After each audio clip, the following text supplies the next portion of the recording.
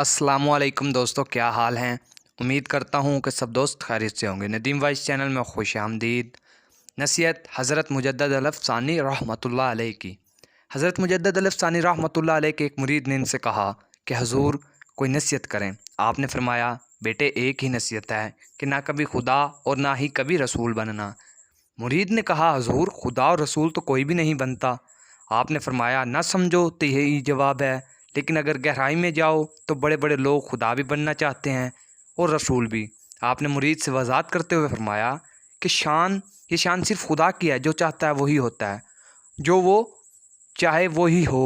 کبھی ایسی آرزو نہ رکھنا کہ جو میں چاہوں وہی ہو۔ کبھی آپ کی مرضی کے مطابق ہوگا اور کبھی نہیں ہوگا۔ اگر مرضی کے خلاف ہو جائے تو صبر کر لینا، اور کبھی بھی یہ آرزو نہ کرنا کہ جو میں چاہوں وہ ہو جائے، کیونکہ یہ شان صرف اللہ کی ہے کہ وہ جو چاہے وہ ہوگا۔ اگر آپ ایسا اپنے بارے میں سوچیں گے تو اس کا مطلب ہے کہ آپ اپنے آپ کو اللہ بنانا چاہتے ہیں۔ مرید نے رسول بننے کے بارے میں پوچھا۔ آپ نے فرمایا، یہ شان صرف خدا اور رسول کی ہے، جو ان سے اختلاف کرے یا ان کی بات رد کرے وہ کافر یا مشرک ہو جاتا ہے۔